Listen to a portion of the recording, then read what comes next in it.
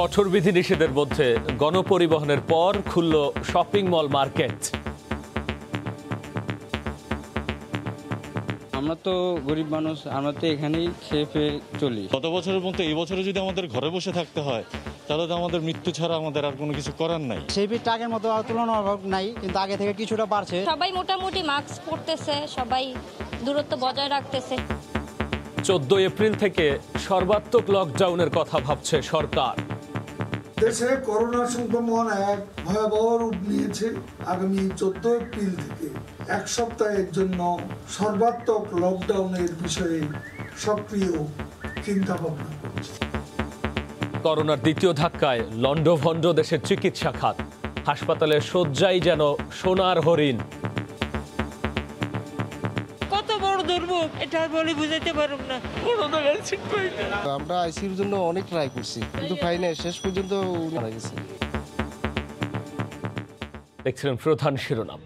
দুপুরের সময় সঙ্গে আছি আমি গোলাম রাব্বি। এবার অন্যান্য শীর্ষ সংবাদ। করোনার হানার মধ্যেও এগিয়ে চলছে মেট্রো রেল প্রকল্পের কাজ। পেছাতে পারে উদ্বোধনের তারিখ। এ মাসেই ডিপোতে পৌঁছাবে কোচ। বৈশাখের আগে চাহিদা বাড়ায় মুন্সিগঞ্জে আড়তে লাফিয়ে লাফিয়ে বাড়ছে ইলিশের দাম। রাজধানীতে চড়া মাছ মাংসের বাজার। শেয়ারের সর্বনিম্ন দাম উঠিয়ে দেয় পুঁজিবাজারে আবারও বড় ধরনের দরপতন। আত্মঘাতী বলছেন বিনিয়োগকারীরা। দ্রুত পরিস্থিতির স্বাভাবিক হওয়ার আশা।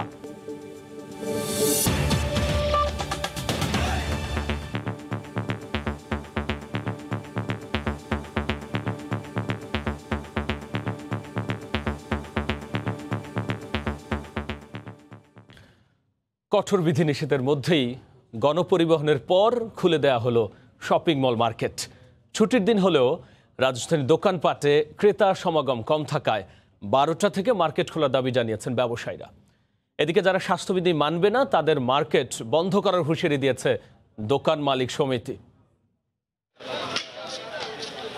শুক্রবার নিউ মার্কেট এলাকায় দেখা যায় সকাল সকাল দোকান সাজানোর তোড়জোড়। অনেকদিন বন্ধ রাখার পর দোকান খুলে এখন সাজাতে ব্যস্ত দোকানদাররা। ব্যবসা করার সুযোগ পেয়ে স্বস্তি প্রকাশ করেন বিক্রেতারা। গত বছরের মতো এই বছরে যদি আমাদের ঘরে বসে থাকতে হয় তাহলে তো আমাদের মৃত্যু ছাড়া আমাদের আর কোনো কিছু করার নাই। এই যে আমরা 3টা দিন বসেছিলাম, 3টা দিন যে কিভাবে কাটাইছে একমাত্র আমরা জানি আর আল্লাহ পাক ভালো জানেন। এদিকে স্বাস্থ্যবিধি মেনেই দোকানে আসছেন ক্রেতারা। মার্কেট খুলে দেয় তারাও খুশি। ঈদের টাইম আবার কি হয়, অথবা লোকের ভিড়ও হইতে পারে, করোনা কোন পরিস্থিতি হয় বলা যায় না, এই জন্য আগে আসা আর কি। আগে নিউ মার্কেটে যেমনটা ছিল এখন ওই রকমটা নেই। সকাল থেকে ভিড় কমই দিয়েছি, বাট এখন ভিড় বাড়তেছে আস্তে আস্তে। স্বাস্থ্যবিধি কিছু কিছু মানতেছে, মোটামুটি ভাবে আছে আর কি। সরকারি নির্দেশনা বাস্তবায়নে তৎপর দেখা গেল ব্যবসায়ী সমিতির নেতাদের। ক্রেতাদের চলাফেরায় জটলা এড়াতে মার্কেটে ফাঁকা জায়গা নিশ্চিত করার জোর দিয়েছেন তারা। এই স্বাস্থ্যবিধি কেউ না মেনে চলে আমরা তাকে সতর্ক করছি এবং সর্বোচ্চ জিনিস বলে দিয়েছি, আপনার দোকান বন্ধ করে আপনি যদি স্বাস্থ্যবিধি না মানতে পারেন বাসায় থাকেন। ব্যবসায়ীরা আশা করছেন সামনের ঈদ মৌসুমে আশানুরূপ বেচা কেনায় আবারও তারা লোকসান থেকে ঘুরে দাঁড়াবেন। দ্বিতীয় ধাপে করোনা সংক্রমণ বাড়ায় সরকার গত সোমবার থেকে দোকানপাট, শপিং মল ও গণপরিবহন বন্ধ সহ বিভিন্ন বিধিনিষেধ জারি করে। এই অবস্থায় রমজান মাসের শুরুতে গতবারের মতো এবারও ব্যবসা প্রতিষ্ঠান বন্ধে ক্ষোভ প্রকাশ করেন মালিক কর্মচারীরা। বৃহস্পতিবার কঠোর স্বাস্থ্যবিধি মেনে 9 এপ্রিল থেকে 13 এপ্রিল সকাল 9টা থেকে বিকাল 5টা পর্যন্ত দোকান ও শপিং মল খোলা রাখার অনুমতি দিয়ে প্রজ্ঞাপন জারি করে সরকার। ঈশিতা ব্রহ্ম, সময় সংবাদ, ঢাকা। এই মুহূর্তে রাজধানীর ধানমন্ডিতে আছেন রিপোর্টার হরিপদ সাহা, আর চট্টগ্রামের কাজী দেউরিতে আছেন পার্থপ্রতিম বিশ্বাস এবং রাজশাহী নিউ মার্কেট এলাকায় আছেন সাইফুর রহমান রকি। সরাসরি যুক্ত হব তাদের সঙ্গে। তবে শুরুতে যাচ্ছি ঢাকায় হরির কাছে। হরি, রাব্বি, সকাল থেকেই আপনাকে আমি নিউ মার্কেটের খবরাখবর জানাচ্ছিলাম। নিউ মার্কেট জানেন যে রাজধানীর একটি খোলামেলা এবং বৃহৎ পরিসরের একটি মার্কেট।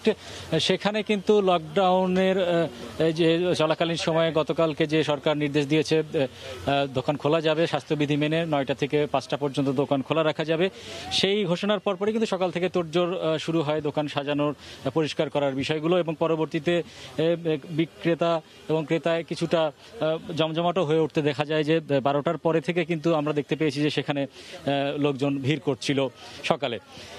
আমি এই মুহূর্তে রয়েছি রাজধানীর ধানমন্ডি হকার্স মার্কেটে, সেখানে কিন্তু তুলনামূলক একটি বহুতল মার্কেট এবং তার নিচতলায় রয়েছি। এখানে কিন্তু যাতায়াতের জায়গা এবং খোলামেলার যে অবস্থা সেইটা কিন্তু ঠিক অতটা না, ঠিক বিপরীত নিউ মার্কেট তুলনায়। তো সেই জায়গায় এখন পর্যন্ত আমরা দেখতে পেয়েছি যে যারা ক্রেতা বিক্রেতা রয়েছেন প্রত্যেকেরই মধ্যে মাস্ক পরার ক্ষেত্রে কিছুটা সচেতনতা লক্ষ্য করা গেছে এবং তারা সেটা নিশ্চিত করছেন এবং এখানকার যে মালিক সমিতি রয়েছে তাদেরকে সেই নির্দেশনা দেওয়া হয়েছে যে মাস্ক পরতে হবে এবং যারা ক্রেতা রয়েছেন তারাও যেন মাস্ক পরে আসেন, তাদেরকেই শুধুমাত্র বিক্রি করার নির্দেশ দেওয়া হয়েছে। তো এই বিষয়গুলো এখানে এখন পর্যন্ত মানা হচ্ছে, কিন্তু আপনি দেখতেই পাচ্ছেন যে সরু গলি, এই জায়গায় অন্যান্য সময় যে পরিমাণ ভিড় আমরা লক্ষ্য করি সেই ভিড় যদি এই মার্কেট খুলে দেওয়ার পরে রমজান ঈদ কেন্দ্রিক যদি কেনাবেচা শুরু হয়ে যায়, সেটা কতটুকু নিয়ন্ত্রণ করা যাবে সেই ভিড়টা, সেটা নিয়ে সন্দেহ থেকেই যায়।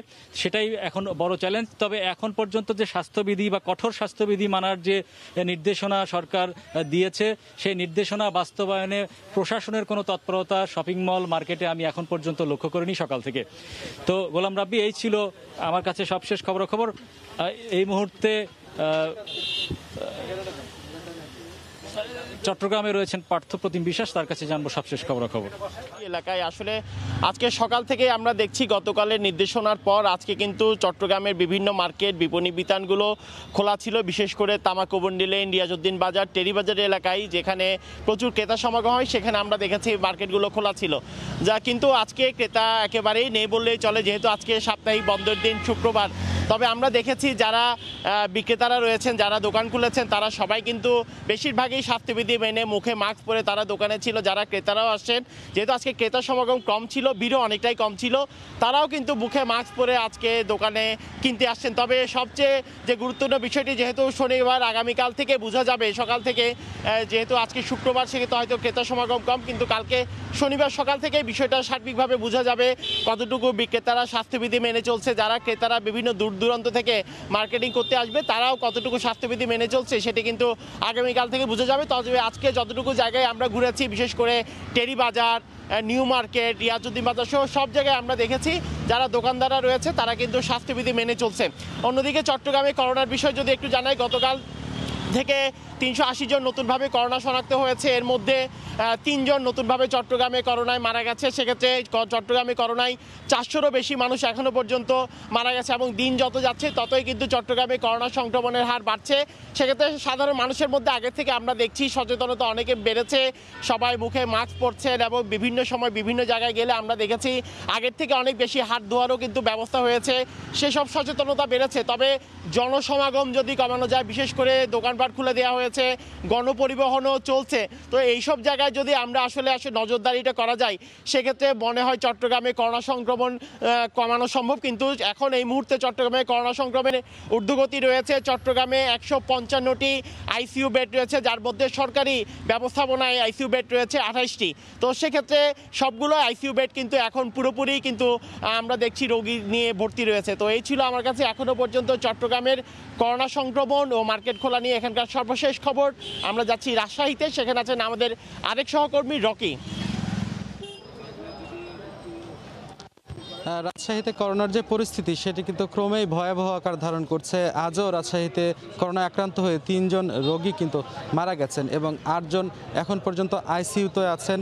এবং রাজশাহীতে আজকে যে আমরা সবশেষ করোনার রিপোর্টটি দেখেছি সেটি হচ্ছে যে 40 জন করোনার পজিটিভ হয়েছেন এবং 45 জন উপসর্গ নিয়ে তারা হাসপাতালে চিকিৎসা নিচ্ছেন। সব মিলে করোনার পরিস্থিতি যখন ক্রমেই ভয়াবহ আকার ধারণ করছে, ঠিক তখন ব্যবসায়ীরা দোকানপাট খোলার যে সিদ্ধান্ত নিয়েছে, সকাল থেকে সকাল 9টা থেকে বিকেল 5টা পর্যন্ত সরকারও তাদেরকে সেই অনুমতিটি দিয়েছে।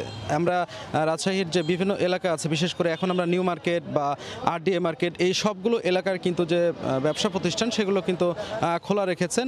যদিও আজকে সাপ্তাহিক ছুটির দিন, ক্রেতার সংখ্যা আমরা কিছুটা কম দেখছি। বিক্রেতারা যেটি বলছেন, সামনে আসলে রমজান মাস আসছে, তারপরে ঈদ, তাদের হাতে একেবারেই কিন্তু টাকা পয়সা নেই, যে কারণে কিন্তু তাদের এই দোকান খোলার যে সিদ্ধান্ত তাদের পক্ষ থেকে নেওয়া হয়েছে এবং তারা সেটি শেষ পর্যন্ত বাস্তবায়ন করতে চান এমনটাই আসলে বলছেন। পাশাপাশি তারা যেটি বলছেন যে তাদের আর্থিক যে অনটন সে কারণে কিন্তু তাদের যে দোকান কর্মচারী তাদেরকেও ঠিকমতো তারা টাকা পয়সা দিতে পারছেন না, বেতন দিতে পারছেন না, এ ধরনের কথা আসলে তাদের পক্ষ থেকে বলা হচ্ছে।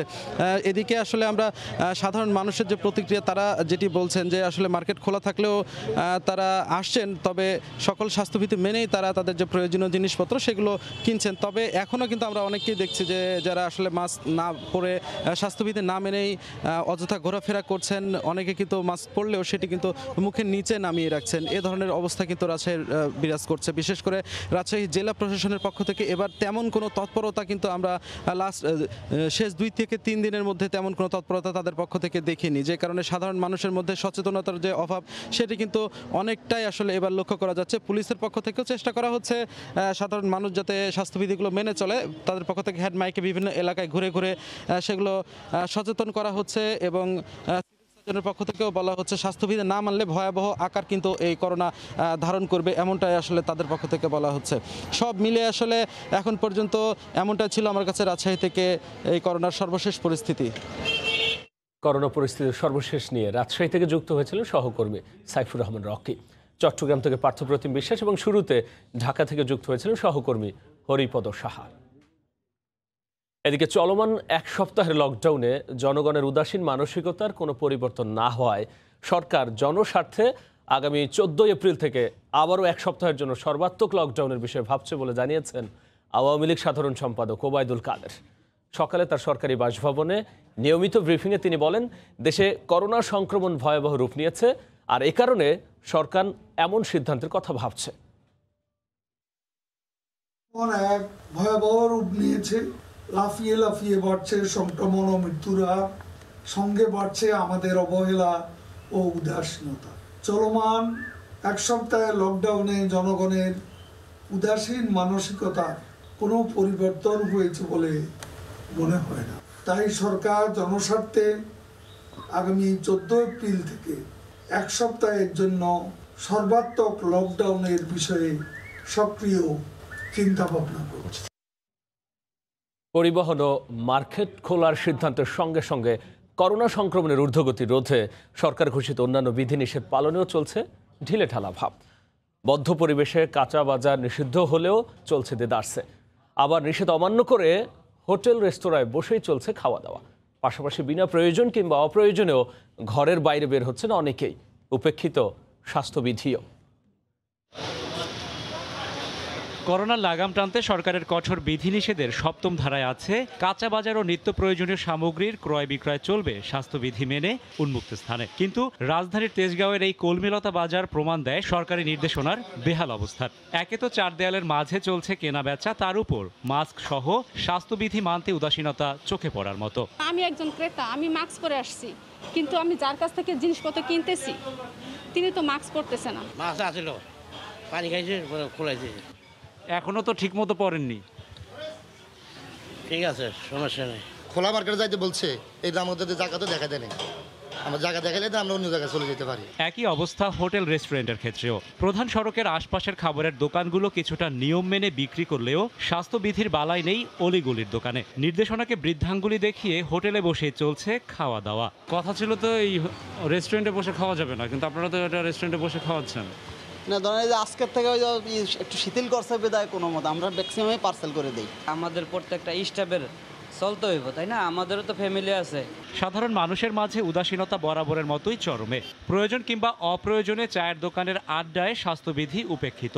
না ভাই, এতক্ষণ গল্প করি না, পাইকালে পান্ডা খাইলাম আর এই কথাটা শুনলাম। যদি লকডাউন দেওয়ার দরকার হয় তাহলে কঠোরভাবে দিতে হবে, আর যদি লকডাউন নাই দেওয়ার দরকার হয় তাহলে মোটেই দেওয়া উচিত না। গণপরিবহন চালু হওয়ায় সড়কের অবস্থা ছিল অন্য দিনের মতোই স্বাভাবিক। তবে শুক্রবার ছুটির দিন হওয়ায় মানুষ ও যানবাহনের চাপ ছিল কিছুটা কম। রাশেদ বাপ্পি। করোনার দ্বিতীয় ধাক্কায় লন্ডভন্ড চিকিৎসা খাত। কোভিড কিংবা নন কোভিড 2 ধরনের রোগীদের নিয়েই এখন রাজ্যের অনিশ্চয়তার সঙ্গে করে ঘুরে বেড়াতে হচ্ছে এক হাসপাতাল থেকে অন্য হাসপাতালে। সংশ্লিষ্টরা বলছেন, কোভিড রোগী বেড়ে যাওয়ার নেতিবাচক প্রভাব পড়েছে পুরো স্বাস্থ্য খাতে। ফারুক ভের অবিনের রিপোর্ট। 41 বছর বয়সী শাহজাহানের শ্বাস প্রশ্বাসের সঙ্গী এখন অক্সিজেন সিলিন্ডার। লিভার, কিডনি, হার্টে জটিলতা নিয়ে গত 1 এপ্রিল ভর্তি হন রাজধানীর সোহরাওয়ার্দী হাসপাতালে। এক পর্যায়ে শ্বাসজনিত অবস্থার অবনতি হলে অন্য হাসপাতালে স্থানান্তরের পরামর্শ দেন চিকিৎসকরা। সে অনুযায়ী কুর্মিটোলা জেনারেল হাসপাতালে গেলেও মেলেনি প্রয়োজনীয় চিকিৎসা। অ্যাম্বুলেন্সে ফিরতে হলো অন্য কোনো হাসপাতালের সন্ধানে। কত বড় দুর্ভোগ, এটা আর বলে বুঝাইতে পারুম না। আমার ছেলে চোখটাও মেলে না, একটু কথা বলে না, একটু কিছু খায়ও না। রাজধানীতে এমন অনেক কোভিড নন কোভিড রোগীর দেখা মিলছে যাদের নানা ধরনের জটিলতা থাকলেও অনিশ্চয়তায় থাকতে হচ্ছে চিকিৎসা সেবা নিয়ে। হন্যে হয়ে ঘুরছেন হাসপাতাল থেকে হাসপাতালে, কিন্তু ফলাফল শূন্য। হাহাকার দীর্ঘশ্বাস সঙ্গী করে স্বজনদের অভিযোগ, অনেক ক্ষেত্রে হাসপাতালগুলো থেকে সঠিক তথ্য না পাওয়ায় পড়তে হচ্ছে বিভ্রান্তিতে। করোনা প্রথমে টেস্ট করাইছি, আসছে নেগেটিভ আসছে। বঙ্গবন্ধু মেডিকেল নিয়ে গেলাম, ওখানে ফেরত দিয়ে দিল। এখন এই নিয়ে 5টা-6টা হসপিটাল ঘর হয়ে গেছে। এদিকে ঘুরিয়েছি, একখানে ভর্তি হইলাম, আবার আপনারা চলে যান। চেষ্টা করে দেখি অন্য কোনো সিট পাই কিনা, না পাইলে এই অবস্থায় আল্লাহ পাক যা করে। হাসপাতাল সংশ্লিষ্টরা বলছেন, কোভিড সংক্রমণ পরিস্থিতির অবনতির কারণে অনেক ক্ষেত্রে জটিল রোগীদেরও বাসায় চিকিৎসা নেওয়ার পরামর্শ দিতে বাধ্য হতে হচ্ছে। আরও খারাপ রোগীদেরকে জায়গা করে দেওয়ার জন্য ওনাদেরকে এখন বাসাতেই চিকিৎসাটা নিতে হবে। রুটিন যে সমস্ত নন কোভিড, এটা আমরা আপাতত একটু সীমিত করেছি, যেহেতু আমাদের ডাক্তার সিস্টার এখানে বিশাল ইনভলভমেন্ট থাকতে হয়। চিকিৎসা সেবার উপর চাপ কমাতে কোভিড সংক্রমণ হার কমানোর কোনো বিকল্প নেই বলছেন সংশ্লিষ্টরা। দেশে কোভিড-19 সংক্রমণের ঊর্ধ্বগতি ক্রমেই জটিল করে তুলছে জনস্বাস্থ্য ব্যবস্থাপনাকে। সংক্রমণের রাশ যদি টানতে না পারা যায়, তাহলে পরিস্থিতি আরও ভয়াবহতার দিকে যাওয়ার শঙ্কা বিশেষজ্ঞদের। ফারুক ভূঁইয়া, রবিন, সময় সংবাদ, ঢাকা। এদিকে দেশে প্রতিদিনই করোনায় মৃত্যু ও শনাক্তের রেকর্ড ভাঙছে। হাসপাতালগুলোতে নমুনা পরীক্ষার লাইনও হচ্ছে দীর্ঘ। এই মুহূর্তে রাজধানীর কুর্মিটোলা হাসপাতালে আছেন রিপোর্টার মুজাহিদ শুভ। এ বিষয়ে বিস্তারিত জানতে সরাসরি যাচ্ছি তার কাছে। শুভ। রাব্বি, কোভিড হাসপাতালগুলোতে শুধুই মন খারাপের খবর, মৃত্যুর খবর এবং আইসিইউ এর জন্য হাহাকারের খবর, সাধারণ শয্যার জন্য হাহাকারের খবর। আমরা দেখতে পাচ্ছি হাসপাতালেই যতজন ভর্তি আছে তাদেরই আসলে যত সংখ্যক আইসিইউ প্রয়োজন সেটি এখন পর্যন্ত দিতে পারছে না কোনো হাসপাতাল। তারপরেও আমরা যে শুনছি, আমাদেরকে যে আশা দেখানো হচ্ছে যে আগামীতে আরও 200 শয্যার আইসিইউ যে বাড়ানো হচ্ছে, সেটি দিয়েও আসলে খুব একটি লাভ হবে সেটি মনে হচ্ছে না। কারণ এখন পর্যন্ত প্রত্যেকটি হাসপাতালে ভর্তি হবার পরও মানুষ এই হাসপাতাল থেকে অন্য হাসপাতালে ছুটে যাচ্ছে। কোনো সময়ে মানহীন হাসপাতালেও মানুষ নিয়ে যাচ্ছে আইসিইউ এর একটু সুযোগ সুবিধা পাওয়ার জন্য, কিন্তু ফলাফল শূন্য হচ্ছে। মানুষ পথের মধ্যে মারা যাচ্ছে, হাসপাতালে আগে পৌঁছানোর আগে অনেকে মারা যাচ্ছে। কিন্তু এরপরে আপনি দেখছেন প্রতিদিনই মৃত্যুর ঘর 60 থেকে 70 এবং 70-এর ওপর ছাড়িয়ে যাচ্ছে। প্রতিদিন নতুন করে সংক্রান্ত হচ্ছে প্রতিদিন নতুন করে সংক্রান্ত হচ্ছে প্রায় 6000 থেকে 7000 মানুষ। এখন যেটি বলা হচ্ছে, বিশ্লেষকরা যেটি বলছেন যে আবারও লকডাউন দেওয়ার কথা সরকারের পক্ষ থেকে এরকম ইঙ্গিত দেওয়া হচ্ছে যে সর্বাত্মক লকডাউন দেয়া হবে। তবে যেই লকডাউনটি দেয়া হয়েছে সেটি কোনোভাবেই যে কাজে আসেনি সেটা কিন্তু আমাদের প্রত্যেক দিনের পরিসংখ্যানেই সেই প্রমাণটি পাচ্ছি। এবং যে সর্বাত্মক লকডাউনের কথা বলা হচ্ছে সেটিও আসলে কতটা সর্বাত্মকভাবে পালন করা হবে সেটি এখন দেখার বিষয়। যদি না হয়, যদি আবারও ঢিলে ঢালাভাবে যদি লকডাউন পালন করা হয়, যেটি ধারণা করা হচ্ছে যে এখন পর্যন্ত বাংলাদেশে প্রায় 12 ধরনের কোভিডের নতুন ধরন পাওয়া গেছে, যেটি বাংলাদেশ ছাড়াও পৃথিবীর বিভিন্ন দেশে এই ধরনটি পাওয়া গেছে। যদি ট্রান্সমিশন বন্ধ না করা যায়, সংক্রমণের ঊর্ধ্বগতি কমানো না যায়, তাহলে বাংলাদেশই হয়তো নতুন শক্তিশালী ধরনের উৎপত্তি স্থল হতে পারে এবং একসময় বাংলাদেশের যাত্রীদেরও বিদেশের অন্যান্য দেশে যাওয়ার সম্ভাবনা বন্ধ হতে পারে, এমনটি আশঙ্কা করছেন বিশেষজ্ঞরা। এই ছিল এখানকার সবশেষ খবর। রাব্বি, রাজধানী কুর্মিটোলা হাসপাতাল থেকে সরাসরি যুক্ত হয়ে জানাচ্ছিলেন সহকর্মী মুজাহিদ শুভ। করোনার প্রভাব মেট্রো রেল প্রকল্পেও। এক সপ্তাহে অন্তত 48 জন করোনায় আক্রান্ত হয়েছে, আর এতে পিছিয়ে যেতে পারে উদ্বোধন। তবে কর্তৃপক্ষ বলছে থামবে না প্রকল্পের কাজ। এদিকে উত্তরা থেকে মতিঝিল পর্যন্ত এ পথের অগ্রগতি 85%। রাশেদ লিমনের রিপোর্ট।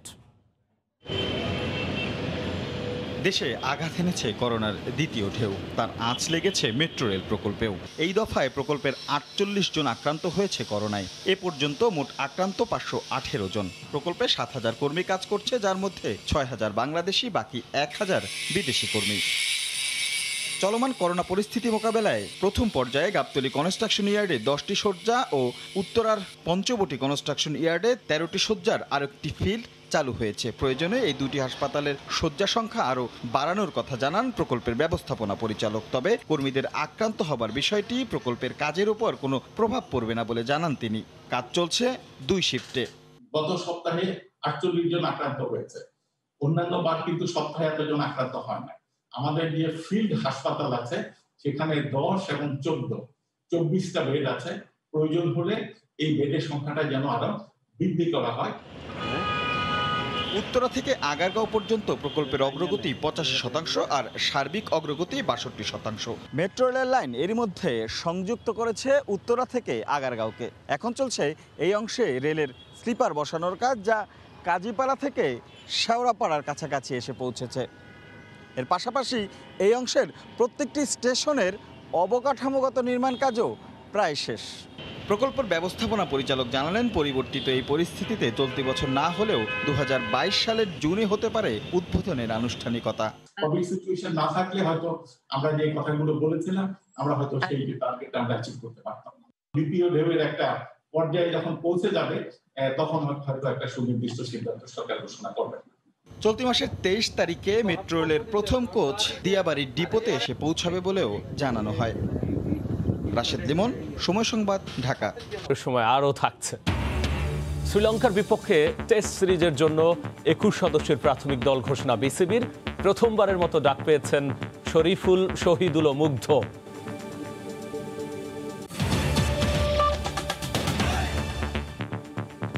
তালিকাভুক্ত 66 প্রতিষ্ঠানের শেয়ারের ফ্লোর প্রাইস বা সর্বনিম্ন দাম উঠিয়ে দেয়ায় পুঁজিবাজারে আবারও বড় ধরনের দরপতন হয়েছে। সাধারণ বিনিয়োগকারীরা বলছেন, অসময়ে এমন সিদ্ধান্ত আত্মঘাতী। যদিও বিএসইসি বিনিয়োগকারীদের আতঙ্কিত না হওয়ার আহ্বান জানিয়ে বলছে, বাজারের লেনদেন সচল করতেই এমন উদ্যোগ। হরিপদ সাহা রিপোর্ট। গত বছর মার্চ মাসের দ্বিতীয় সপ্তাহে দেশে প্রথম করোনা ভাইরাস আক্রান্ত রোগী শনাক্তের খবরে পুঁজিবাজারে বড় ধরনের দরপতন হয়, যা স্থায়ী হয় পরের কয়েক কার্যদিবসে। এই অবস্থায় বিনিয়োগকারীদের পুঁজির সুরক্ষায় 19 মার্চ শেয়ারের সর্বনিম্ন দামের সীমা বেঁধে দিয়ে ফ্লোর প্রাইসের আদেশ জারি করে Bangladesh securities and exchange commission BSEC. 1 বছরেরও বেশি সময় পর বুধবার 66টি প্রতিষ্ঠানের ফ্লোর প্রাইস উঠিয়ে দেয় বিএসইসি। এর মধ্যে 3টির লেনদেন না হলেও বৃহস্পতিবার 5 থেকে 10% দাম কমে গেছে বেশিরভাগ শেয়ারের। যেখানে লেনদেন বাড়ছে না, বিনিয়োগকারীদের হাতে টাকা নেই, এই মুহূর্তে এই 66টা কোম্পানিকে ফ্লোর প্রাইস থেকে উঠে দেওয়া, আমি মনে করি এটা আমাদের বিনিয়োগকারীর জন্য একটা আত্মঘাতী সিদ্ধান্ত। এসএসসি যাতে ক্ষুদ্র বিনিয়োগকারীর দিকে নজর রাখে এবং যে কোনো পদক্ষেপ যাতে ক্ষুদ্র বিনিয়োগকারীদের স্বার্থে আসে। ফ্লোর প্রাইস বেঁধে দিয়ে দরপতন ঠেকানো গেলেও দীর্ঘদিন ধরে পুঁজিবাজারে এসব শেয়ারের বেচাকেনা অনেকটাই স্থবির হয়ে পড়েছিল। এমন মন্তব্য করে বিএসইসির কমিশনার জানান, লেনদেনে গতি আনতে 50 টাকার নিচে থাকা শেয়ারের ফ্লোর প্রাইস তুলে নেওয়া হয়েছে, যার সঙ্গে অনেকটাই একমত বাজার বিশ্লেষকরাও। শেয়ারটাকে ভয় পেয়ে বিক্রি করে দেওয়ার কোনো যুক্তি নেই। একইভাবে হার্ড বিহেভিয়ার একজন করছে দেখে আরেকজন করবে, এটা হওয়াটাও কিন্তু অ্যাকচুয়ালি কারোর জন্য লাভবান হয় না। আমরা মনে করি যে আমরা মার্কেটের জন্য যে পরিমাণ কার্যকলাপ করেছি গত 8-10 মাসে নতুন কমিশন হিসেবে, সেখানে যথেষ্ট স্ট্যাবিলিটি আছে। টাইমিংটা হচ্ছে 5900 ইন্ডেক্সে যখন গেল তখন দিলে ভালো হতো। বাই সানডে এন্ড মানডে তুমি দেখো, I hope market will just rebound. পুঁজিবাজারে সর্বনিম্ন সীমায় আটকে থাকা মোট 110টি প্রতিষ্ঠানের বাকিগুলোর ফ্লোর প্রাইসও উঠিয়ে নেয়ার চিন্তা করছে বিএসইসি। হরিপদ সাহা, সময় সংবাদ, ঢাকা। অভয়াশ্রম হিসেবে ঘোষিত 6 জেলায় মাছ শিকার নিষিদ্ধ থাকলেও ঝাঁকে ঝাঁকে ইলিশের পসরা মাওয়ার মৎস্য আড়তে। সামনে পহেলা বৈশাখ হওয়ায় ছুটির দিনে বেড়েছে চাহিদা। বড় ইলিশ বিক্রি হচ্ছে কেজিতে 1500 টাকা পর্যন্ত। আবু সাইদের ক্যামেরায় নাসিরউদ্দিন উজ্জ্বলের রিপোর্ট। পদ্মার রূপালী ইলিশের সয়লাভ মুন্সিগঞ্জের মাওয়া মৎস্য আড়ত। ঝাঁকে ঝাঁকে তাজা ইলিশ এখানে নিয়ে আসেন জেলেরা।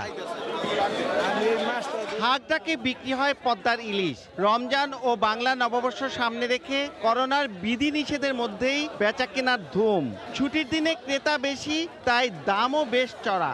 বড় ইলিশ কেজি প্রতি দাম 1400 থেকে 1500 টাকা। আর 700 গ্রাম থেকে 900 গ্রামের নতুন ইলিশ বিক্রি হয় 800 থেকে 1000 টাকায়। গত সপ্তাহের তুলনায় এই সপ্তাহে মাছের দাম অনেক বেশি। সামনে রোজা, আবার পহেলা বৈশাখ, সবকিছু মিলে ইলিশের গায়ে হাত দেওয়া যায় না। 1.5 কেজি ওজনের মাছটা আপনার 1400 থেকে 1500 টাকা কেজির মতন পড়ে। প্রচন্ড ভিড়ে সড়ক সরু ও আড়তে জায়গা কম হয়, গাদাগাদি অবস্থা। সরকার আমাদের যদি আর 1-1.5 বিঘা জায়গা বাড়াইয়া দেয়, তাই আমরা মোটামুটি ভাবে আমরা এখানে আড়তদারি করতে পারি। অভয় আশ্রমগুলোতে 30 এপ্রিল পর্যন্ত সব ধরনের মাছ শিকার এবং 30 জুন পর্যন্ত সারা দেশে জাটকা শিকার নিষিদ্ধ রয়েছে। আড়তদাররা বলছেন পদ্মা তীরের 2 ঘন্টার এই ভোরের হাটে 2000-এরও বেশি মানুষের কর্মসংস্থান, কিন্তু সেই হাটের আধুনিকায়ন না হয় ক্রেতা বিক্রেতারা পড়ছেন নানা রকম চ্যালেঞ্জে। মুন্সিগঞ্জের মাওয়া মৎস্য আড়ত থেকে নাসির উদ্দিন উজ্জ্বল, সময় সংবাদ। রাজধানীর কাঁচা বাজারে বেড়ে গেছে সব ধরনের মাছ ও মাংসের দাম। স্বস্তি নেই সবজির বাজারেও। 120 টাকায় ঠেকেছে এক হালি লেবুর দাম। সরবরাহ ঘাটতি আর যানজট সহ নানা অজুহাতে রোজার সামনে রেখে বিক্রেতারা দাম বাড়িয়েছেন বলে অভিযোগ ক্রেতাদের।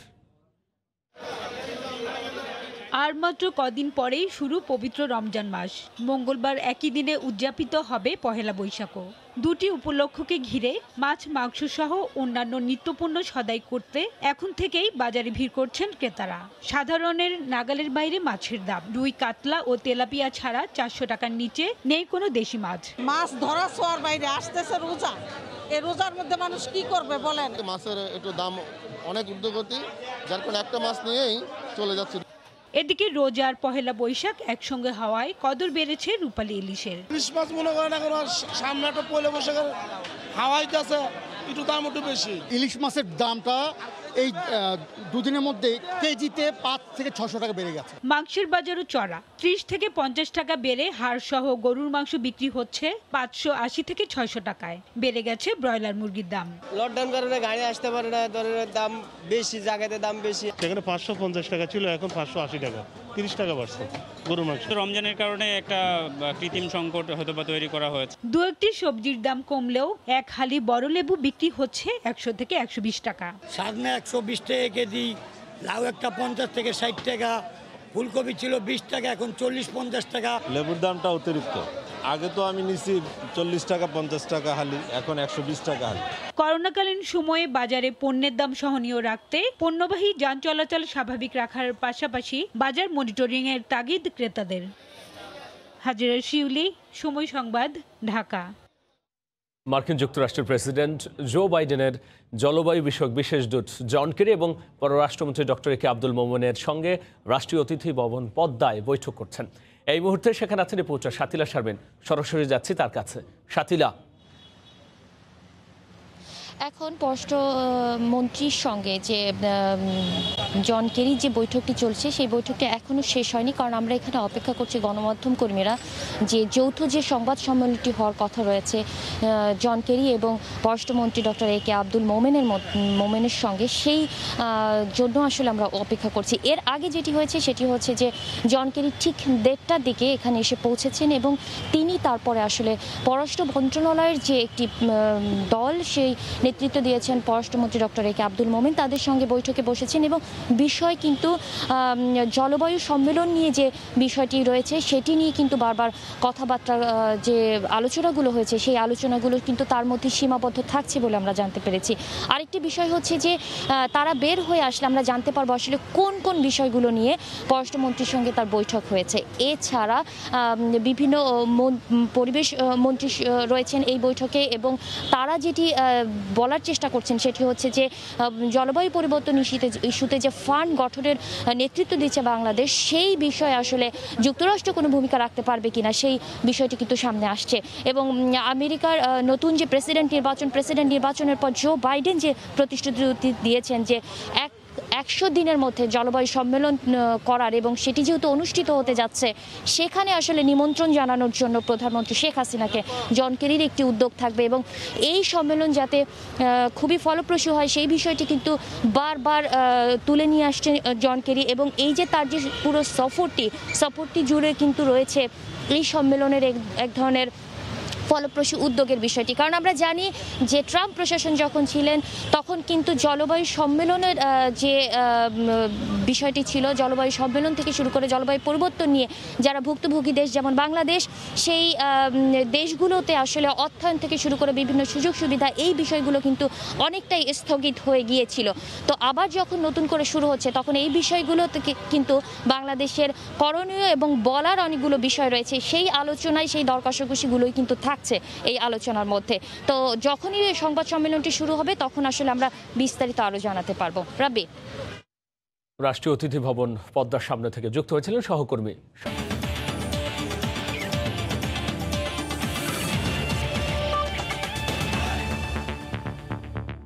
শ্রীলঙ্কার বিপক্ষে টেস্ট সিরিজের জন্য 21 সদস্যের প্রাথমিক দল ঘোষণা করেছে বিসিবি। প্রথমবারের মতো ডাক পেয়েছেন 3 পেসার শরীফুল, শহীদুল ও মুখিদুল ইসলাম মুগ্ধ। দীর্ঘদিন পর সাদা পোশাকে ফিরেছেন উইকেট রক্ষক ব্যাটসম্যান নুরুল হাসান সোহান ও শুভাগত হোম। টেস্ট অধিনায়ক মুমিনুল হকের দলে অভিজ্ঞ তামিম ইকবাল ও মুশফিকুর রহিম থাকলেও ইনজুরির কারণে ছিটকে গেছেন মাহমুদুল্লাহ রিয়াদ। দলের বাকি সদস্যরা হলেন লিটন কুমার দাস, মোহাম্মদ মিঠুন, সাদমান ইসলাম, আবু জায়েদ রাহি, তাইজুল ইসলাম, নাজমুল হোসেন শান্ত, মেহেদি মিরাজ, নাইম হাসান, তাসকিন আহমেদ, এবাদত হোসেন, সাইফ হাসান, ইয়াসির আলী রাব্বি ও খালেদ আহমেদ। নিজেদের মধ্যে অনুশীলন ম্যাচ খেলতে শ্রীলঙ্কা সফরে 18-এর পরিবর্তে 21 সদস্যের দল নিয়ে যাবে বাংলাদেশ।